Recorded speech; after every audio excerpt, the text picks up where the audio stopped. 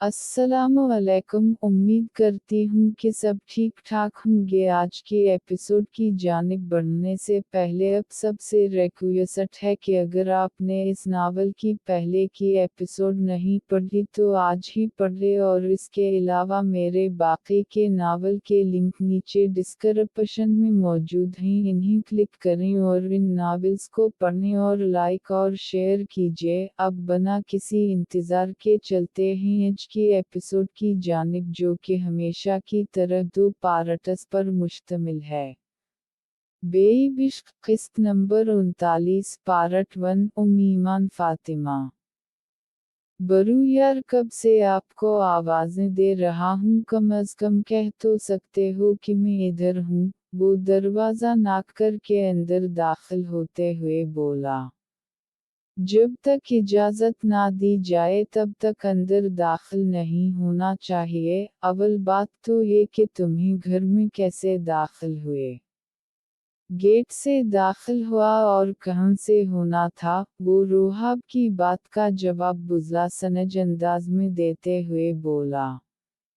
Shut up, मुझसे इतना free होने की ज़रूरत नहीं है, रोहाब ने सर्द लहजे में कहा। भाभी, आप मेरे लिए सटरूनक सी चाय तो बनवा दी, रूहान इत्मीनान से सोफे पे बैठकर बोला। कोई ज़रूरत नहीं है जाज़ी गैरों के लिए इतना करने की, तुम अभी और उसी वक्त मेरे घर से जा रहे हो। रोहाब के इंतहाई कठोर भरे अंदाज पर रोहान का रंग फीका पड़ गया। प्लीज़ मुझे मुआफ़ कर दीजिए, मैं आपके बगैर नहीं रह सकता, मैं अब यही रहूँगा आपके साथ। रोहान उठकर इसके कदमों में बैठते हुए बोला। ओह रियली, कितनी जल्दी रंग बदलते हो ना, इतनी जल्दी तो क्रिकेट भी अपना रंग नहीं बदलता, रोहाब ने तंज़िया लहजे में कहा। आप अब मुझसे नाराज़ हो जाएं लेकिन सज़ा तो दीजिए ना, इस तरह सब रिश्ते नाते तो नहीं ना तोड़ सकते। अब आप शाह वाला आएंगे या फिर मैं यहीं पे रहूँगा? वो ज़मीन पे आलती पालती मारकर बैठते हुए बोला। मैं गैरों से नाराज़ भी नहीं होता, मेरी तुम्हारी कोई नाराज़गी बनती ही नहीं है। मैं ना शाह वाला आऊँगा और ना तुम यहाँ रहोगे, तुम यहाँ से अभी और उसी वक्त चले जाओ वरना मैं खुद तुम्हें यहाँ से बाहर निकालूंगा। रोहाब के इस कद्र सर्द अंदाज पे जाज़ी ने बेचैनी से पहलू बदला। प्लीज़ बरू, एम सूरी ना। तुम्हें शायद मेरी बकवास सुनाई नहीं देती, रोहाब ने हाथ में पकड़ा मग जोर से टेबल पर पटकते हुए कहा और एक झटके से खड़ा हुआ और साथ ही उसका बाजू पकड़कर खींचता हुआ कमरे से निकलकर नीचे की जानिब बढ़ा। जाज़ी हड़बड़ा कर इसके पीछे लपकी। रोहाब इसे खींचता बाहर ले गया और गेट से बाहर धकेलकर इस पे दरवाज़ा बंद कर दिया।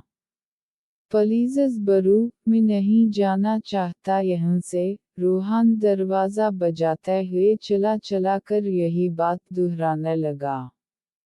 कोई भी दरवाज़ा नहीं खुलेगा, आई समझ? वो सब की तरफ देखते हुए धाड़ा और लंबे लंबे डिंग भरता अपने कमरे की जानिब बढ़ गया।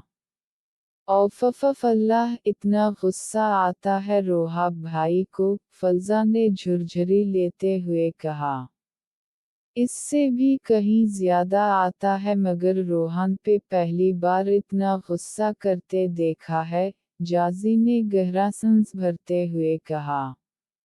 और उनका गुस्सा करना बनता भी है क्योंकि रोहान ने अपनी सारी हदें पार कर दी थीं, हाविया ने संजीदगी से कहा।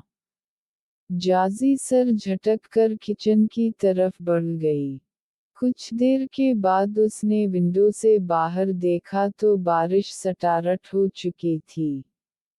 औफ़फ़ मेरे अल्लाह, मेरे कपड़े! वो हंडियों के नीचे इंच करती बाहर सहन की तरफ भागी। कपड़े उतार कर उसने बाहर गली में खलती विंडो से झांका तो रोहान बाहर ही खड़ा था। वो तेजी से पलटी और कपड़े फलजा को थमाती रोहाब के रूम में आई तो वो लैपटॉप में सर दिए काम कर रहा था। खैरियत, आज तुम दूसरी मर्तबा मेरी रूम में आ चुकी हो, मोहब्बत हो गई है क्या फिर से? रोहाब ने पूछा। वो रोहान बाहर गली में ही है और बारिश बहुत तेज है। जाजी की बात पे इसके हाथ एक पल के लिए थमे। तो मैं क्या करूं? वो सर झटक कर बोला। सर्दी बहुत है बाहर, जाजी ने कहा। चला जाएगा खुद ही जब सर्दी लगेगी, वो सपाट लहजे में बोलता फिर से लैपटॉप के कीबोर्ड पे उंगलियां चलाने लगा। हाँ, लेकिन अगर ना गया तो उसे नमूनी हो सकता है, वो आहिस्ता से बोली। फिक्र मत करो, वो सर्दी बर्दाश्त नहीं कर सकता तो वो चला जाएगा, रोहाब शाह ने लैपटॉप से निगाहें हटाए बगैर कहा। मर्जी है आपकी, आपका भाई है, मेरा किया जाता है। वो कंधे उचका कर इत्मीनान से बोलती वापस पलटी और बाहर निकल कर वापस अंदर की जानिब बढ़ी तो दरवाजे में ही ठिठक कर रुक गई क्योंकि रोहाब शाह कमरे से मुत्तसिल छोटे से बने टेरेस से नीचे झांक रहा है। क्या बनेगा उनका, प्यार जताना तक नहीं आता, वो बुड़बड़ाती अंदर दाखिल हुई तो रोहाब भी टेरेस से कमरे में आ गया।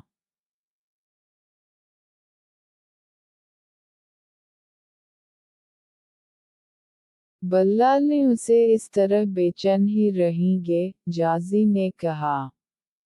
नहीं, मैं बेचैन तो नहीं हूँ और मुझे तो नहीं बुलाना, उसे तुम्हें बुलाना है तो बुला लो, वो लापरवाही से बोला। मैंने तो बल्ला ही लेना था मगर अपने ही धमकी दी थी कि कोई भी दरवाज़ा नहीं खोलेगा। मुंह बनाकर बोलती इसकी वारड रूप की जानिब बढ़ी और एक सोट निकालकर पलटी तो रोहाब ने हैरानगी से उसे देखा। ये मेरे ड्रेस किस खुशी में लेके जा रही हो?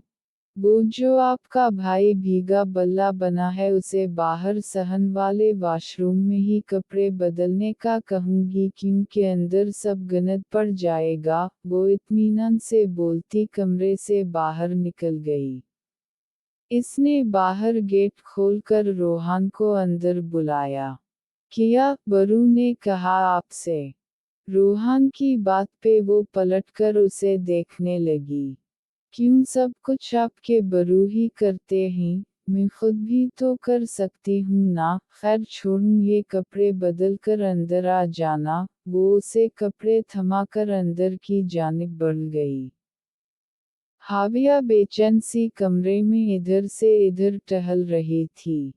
हाविया बाजी, किया हवा आपको? फलजा ने पूछा। कुछ नहीं, वो झुलाकर कहती बाहर निकली तो बाल रगड़ते हुए लाउंज में दाखिल होते रोहान को देखकर ठिठक कर रुक गई। हाय कैसी हो? रोहान ने हाथ हिलाकर पूछा तो वो नागवारी से मुंह बनाती किचन की तरफ बढ़ी। हाविया, रोहान को काफी बना दो, जाजी ने कहा। मैं क्यों बनाओ, फारिग नहीं हूँ मैं, वो तड़क कर बोली। अच्छा, कौन से हिल जोत रही हो? जाजी ने तंजिया लहजे में कहा तो उसने तलमला कर रोहान की तरफ देखा जो मैसना सा मुंह नीचे किए हंस रहा था। वो मैं पढ़ाने लगी फ़कज़ा को, वो कहकर मुड़ी। काफी बनाकर पढ़ा लेना, वो कहीं भागी नहीं जा रही, जाजी ने कहा तो दिल ही दिल में कुढ़ती किचन में आई और काफी के लिए पानी चढ़ाकर काफी फेंटने लगी। काफी बनाकर वो बाहर आई तो रोहान छीनकू में छिंकी मारता अपना बहता नाक टिश्यू से साफ कर रहा था। किस पागल ने कहा था कि बारिश में भीगू? वो काफी का मग टेबल पे रखते बुड़बड़ाई। अगर भीगता ना तो तुम्हारे हाथ की काफी कैसे नसीब होती? वो पलटने ही वाली थी कि रोहान इसका हाथ थामकर बोला, हाथ छोड़िए मेरा, वो नागवारी से बोली। किस बात पे नाराज हो? वो आंखें सकीड़ कर बोला, आपको इससे किया। वो हाथ छुड़वाती सामने सोफे पे बैठकर टेलीविजन देखने लगी, मगर इस सब के दौरान वो अपने चेहरे पे इसकी निगाहें महसूस कर सकती थी। वैसे काफी अच्छी बनी है, रोहान ने कहा। बहुत शुक्रिया, मुझे तो लगा कि अब शायद सिर्फ सुंबल के हाथ की ही काफी पसंद है, वो तंजिया लहजे में बोली तो रोहान के चेहरे का रंग मुतगिर हो गया। सूरी, वो आहिस्ता से बोला। किस लिए? गलती तो आपकी बहुत सारी ही, तो अब बता दीजिए कि कौन सी गलती पे आप सूरी बोल रहे हैं। वो चुपते हुए लहजे में बोली तो रोहान चुप सा हो गया। वो एक झटके से उठी और कमरे की तरफ बढ़ गई। रात का खाना तक खाने को वो कमरे से बाहर न आई, मगर आधी रात को भूख का एहसास हुआ तो कमरे से निकलकर किचन की तरफ बढ़ी कि साथ वाले कमरे कराहने की आवाज़ सुनकर वो जल्दी से दरवाज़ा धकेलकर अंदर दाखिल हुई तो रोहान दुहरा हुआ कांप रहा था।